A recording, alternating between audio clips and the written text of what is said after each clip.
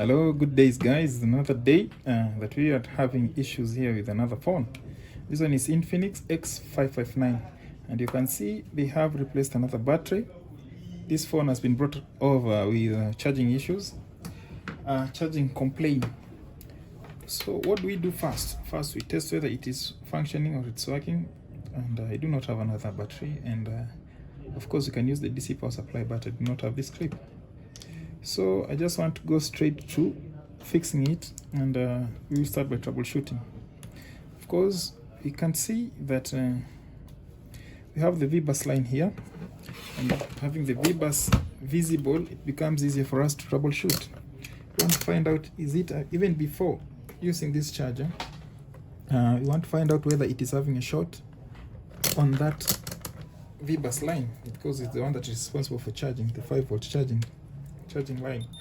So we check. By checking, this is how you do it. You see, there is no short. Otherwise, if it could be beeping like that one, we could have understood that there is a short. And out of experience, we already know that this one is the charging area, and this pin should be connected to somewhere. Yeah, somewhere in. Okay, you see, that's a short. This one is a capacitor. It's not supposed to be beeping on both sides. Okay, here. Okay, just a minute. Yeah, it's okay. So this one is the charging section. So we are going to test some other things here, and we have already tested the charging rail, and this one is our charging cable. We have disconnected the battery. We put our charger, and make sure if you're getting 20 volts for 5 volts there in the V-bus line. Here, yeah, you're getting 5 volts in the V-bus line. That is 4.9, approximately 5 volts there, which is okay for now. But the phone is not charging. Just a minute. The phone is not charging. The phone tries to charge but fails. You can see here 0.5 amps. It's trying to draw some amps, but it will not charge. Let me repeat. Insert it like that. Remove, insert it like this. It's trying to draw some amps, 5 volts, 5 amps, 0.5, 0.9. It will try to charge like that, then fail. See, it's drawing back 0.7, 0.7. It will not charge. So it will just be there. Look, it is gone. It's not charging, it's not doing any other thing. But just by feeling it, I can feel that there is some place that is emitting a lot of heat. That is where we want to focus on. So we are going to use rosin flux. So we introduce this thing here. This one is called a flux, rosin flux. So rosin, I'm going to use that rosin to find out where the problem is exactly, because we have been getting some heat from that area. Of course, you have to remove the cameras so that you don't make them dirty. I'm feeling the heat coming from this area. Of course, assuming that I do not know where exactly the problem is, this is how we check. Now we are going to use this rosin flux like that. Okay,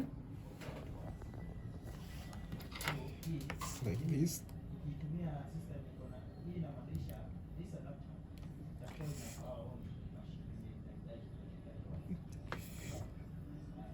Depending on the region that you're getting too much heat, the abnormal heat, that is where you apply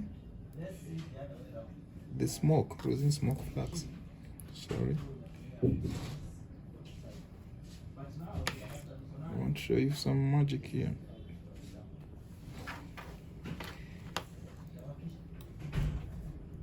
Because this is the area that we are getting too much heat.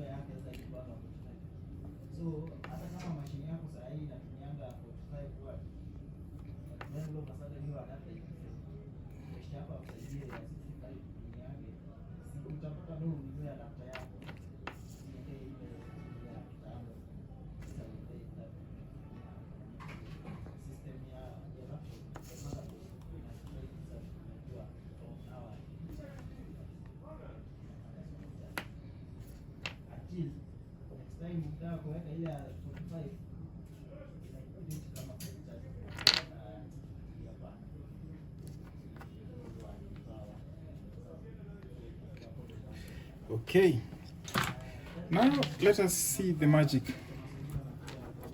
I've already smoked this area because here is where I was getting too much heat. Of course, out of measurement or out of experience, you will understand that the charging V-bus line is going directly to somewhere within this section. But assuming that it is shorted, how will you know the exact place? This is how we are going to find out. We do like that, and of course you don't need the screen, but we need this one, and maybe this one too, and the charging cable like this. So you can inject voltage using a short circuit killer, or you can do it this way, so that you find where the problem is originating from. You'll find the place that is hitting faster is the one that is having the problem. Now I want you to observe keenly, and out of observation you will notice that there is a part that is drawing too much heat, or it's drawing too much current, and that part is shorted. That is our clue to where we are supposed to start fixing this phone. I'm feeling great, hallelujah. Feeling so nice. Thank you. That one is a hint on how or what the problem is, or where we're going to begin our troubleshooting. That is exactly the place where we start our troubleshooting. This is just one way of using the rosin flux. This is IQ Service Center. My name is Philip. Welcome. We're going to fix from that place. Thank you. So we continue. This one is some home dry.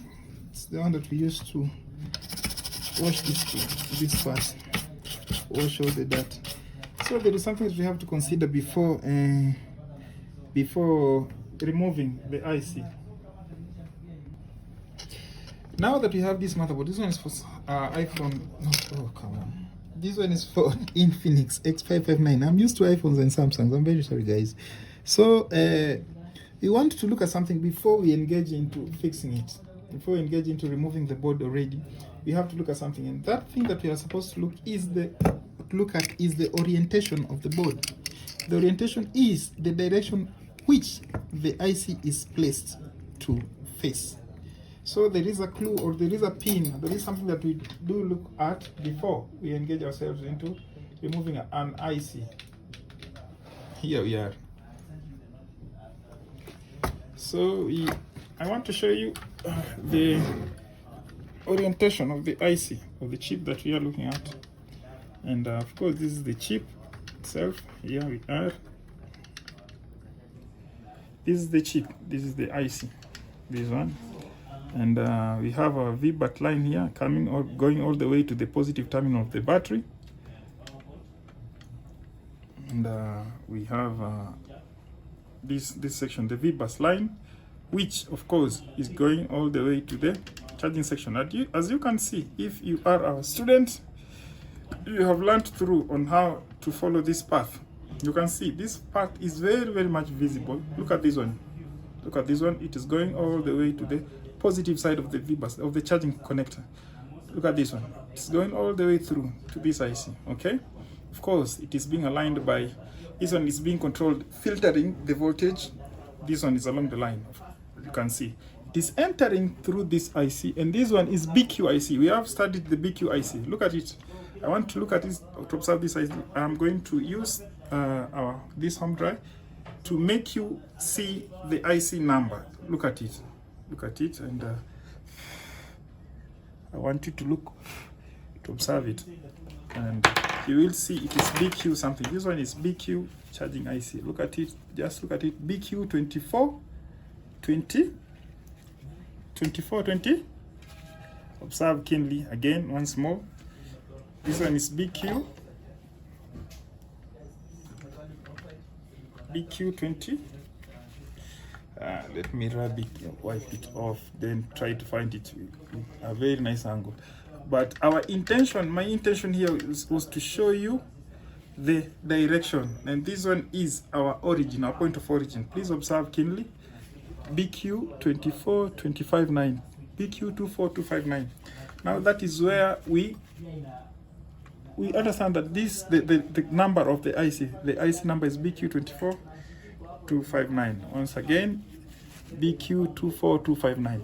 Now you can look, you can search for a compatible chip IC that is having the same number or almost of the same number. This one is our orientation pin, so we are going to consider this as our first pin 1 here, and this pin is going to give us the direction on how we are going to replace this chip, because this chip is a square chip and all sides are equal. 1 2 3 4 5 6 is a 24 pin chip. 6 this side, 6 this side, 6 pins this side, and 6 pins this side. So if you replace this chip and have the first pin here or the orientation pin here, you're going to cause trouble on this motherboard. We are going to remove the chip in an easier way and try to look for a replacement and fix this phone right away. Here we are. I am heating it now, like that.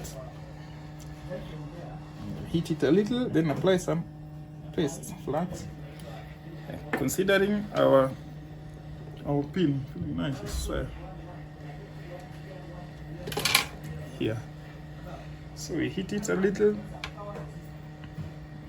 Heat it a little. Don't heat too much, just a little.